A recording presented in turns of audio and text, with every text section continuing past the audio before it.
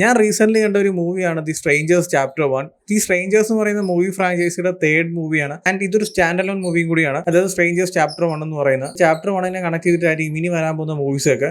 ഈ ഒരു മൂവിയുടെ ജോണർ എന്ന് പറയുന്ന ഹോം ഇൻവെഷൻ ആണ്. നമ്മൾ സ്ഥിരമായിട്ട് കാണുന്ന ഹോം ഇൻവെഷൻ മൂവിയിലെ സ്റ്റോറി ലൈനും ടെംപ്ലേറ്റും ഒക്കെ തന്നെയാണ് ഇവിടെ യൂസ് ചെയ്തിട്ടുള്ളത്. പുതുമായിട്ട് വേറെ ഒന്നുമില്ല. ആൻഡ് ഈ മൂവിയുടെ സ്റ്റോറി എന്ന് പറയുന്ന ഒരു കപ്പിൾസ് അവരൊരു ലോങ് റൈഡ് പോവുകയാണ്. സോ ഈ പോകുന്ന സമയത്ത് അവർക്ക് ഫുഡ് കഴിക്കാനായിട്ട് മെയിൻ റോഡിൽ വലിയ ഷോപ്പും കാര്യങ്ങളൊന്നുമില്ല. സോ അതുകൊണ്ട് അവരൊരു ഡൈവേർട്ട് എടുക്കുകയാണ് ഒരു ചെറിയ ടൗണിലോട്ട്. ഇവർ ആ ഒരു ടൗണിലോട്ട് പോകുമ്പോൾ അവിടെയുള്ള ആൾക്കാരെല്ലാം ഇവരൊരു സ്ട്രേഞ്ചേഴ്സ് ആയിട്ടാണ് കാണുന്നത്. സോ അവർ അവിടെ പോയി ഫുഡ് കഴിച്ച് ഇറങ്ങാൻ നേരത്ത് ഇവരെ കാർ കംപ്ലൈന്റ് ആവും. പക്ഷെ ഒറ്റ ദിവസം കൊണ്ട് ആ ഒരു കാർ റെഡിയാക്കാൻ പറ്റാത്തതുകൊണ്ട് തന്നെ അവർ ടൗണിൽ ഒരു വീട് ചൂസ് ചെയ്യും. ആ ഒരു വീട് എന്ന് പറയുന്നത് ടൗണിൽ നിന്ന് മാറി ഒരു ഒറ്റപ്പെട്ട സ്ഥലത്താണ്. സോ അവരവിടെ താമസം പോയതിനു ശേഷം അവിടത്തേക്ക് വരുന്ന ഒരു 3 സ്ട്രേഞ്ചേഴ്സ്. സോ പിന്നീട് എന്ത് നടക്കും അല്ലെങ്കിൽ പിന്നീട് അവർ എങ്ങനെയാണ് സർവൈവ് എന്നാണ് ഒരു സിനിമ സംസാരിക്കുന്നത്. ഒരു മസ്റ്റ് വാച്ച് കിഡിലം ത്രില്ലർ അല്ലെങ്കിൽ ഒരു മസ്റ്റ് വാച്ച് കിഡിലം കോമ്പിനേഷൻ മൂവി ഞാൻ പറയുന്നില്ല. നമ്മൾ സ്ഥിരമായിട്ട് കാണുന്ന ടെംപ്ലേറ്റും ക്ലീഷയും സ്റ്റോറി ലൈനും ഒക്കെ തന്നെയാണ്. നമുക്ക് ഭയങ്കര പ്രെഡിക്റ്റബിൾ ആണ് ഈ ഒരു മൂവി. അടുത്ത് എന്ത് നടക്കും അല്ലെങ്കിൽ അടുത്ത സീൻ എങ്ങനെയായിരിക്കും എല്ലാം നല്ല രീതിക്ക് പ്രെഡിക്റ്റ് ചെയ്യാൻ പറ്റുന്ന സീക്വൻസ് ആണ് ഈ ഒരു മൂവിയിൽ എൻ്റയർലി പ്രസന്റ് ചെയ്ത് വെച്ചിരിക്കുന്നത്. പക്ഷേ ഈ ഒരു മൂവിയിൽ എനിക്ക് ഏറ്റവും കൂടുതൽ ഇഷ്ടപ്പെട്ട ഒരു കാര്യം എന്ന് പറയുന്നത് നമ്മൾ സ്ഥിരമായിട്ട് കാണുന്ന ഒരു ഹോം ഇൻവെഷൻ മൂവിയിലുള്ള ഒരു എൻഡിങ് അല്ല ഈ ഒരു മൂവിക്ക് വരുന്നത്. ഒരു വേറെ രീതിയിലാണ് ഇതിന്റെ ക്ലൈമാക്സ് പോർഷൻ പ്രസന്റ് ചെയ്തിരിക്കുന്നത്. നല്ലൊരു ക്ലിഫ് ആംഗിളാണ് കൊണ്ട് നിർത്തുന്നത്. കാരണം ഇതിന്റെ ഒരു കണ്ടിന്യൂഷൻ ആയിട്ടായിരിക്കും അടുത്ത മൂവീസ് ഒക്കെ വരാൻ പോകുന്നത്. ഈ ഒരു സ്റ്റോറി ലൈൻ എന്ന് പറയുന്നത് അമേരിക്കയിൽ നടന്ന ഒരു ഇൻസിഡന്റിനെ ഇൻസ്പയർ ചെയ്ത ഒരു മൂവിയാണ്. സോ അതുകൊണ്ട് തന്നെ ഒരു 50% കാര്യങ്ങളും റിയൽ ആയിട്ട് നടന്നതായിട്ടാണ് എനിക്ക് ഫീൽ ചെയ്തിട്ടുള്ളത്. ആ രീതിയിലാണ് ഈ ഒരു മൂവിയുടെ പ്രസന്റേഷൻ ഒക്കെ പോയിരിക്കുന്നത്. ഒരു മസ്റ്റ് വാച്ച് മൂവിയാണ്, നിങ്ങൾ കണ്ടേ പറ്റുള്ളൂ എന്നൊന്നും ഞാൻ പറയുന്നില്ല. നിങ്ങൾക്ക് ഒരു 1 hour ഉണ്ടെങ്കിൽ ജസ്റ്റ് കാണാൻ പറ്റിയ ഒരു ഹോം ഇൻവെഷൻ മൂവി അത്രേ ഉള്ളൂ. പക്ഷേ എനിക്ക് തോന്നുന്നത് വെച്ചാൽ ഇതിന്റെ ഒരു സെക്കൻഡ് പാർട്ട് അല്ലെങ്കിൽ ഇതിനെ കണ്ടിന്യൂ ചെയ്ത് വരാൻ പോകുന്ന മൂവീസ് ഒക്കെ കുറച്ചും കൂടി ബെറ്റർ ആയിരിക്കും. അല്ലെങ്കിൽ ഈ ഒരു കൂടെ ക്ലൈമാക്സ് എന്ന് പറയുന്നത് അങ്ങനത്തെ രീതിയിലാണ് എൻഡ് ചെയ്തിരിക്കുന്നത്. നമ്മൾ അധികം ഹോം ഇൻവെഷൻ മൂവീസിലൊന്നും ഇങ്ങനത്തെ ഒരു എൻഡിങ് കണ്ടു കാണത്തില്ല. സോ അതുകൊണ്ട് തന്നെ ഈ ഒരു എൻഡിങ് എനിക്ക് കുറച്ചും കൂടി ഇഷ്ടപ്പെട്ടു.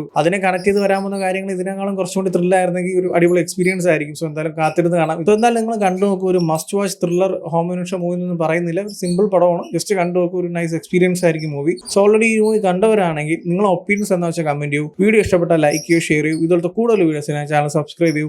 Thank you so much.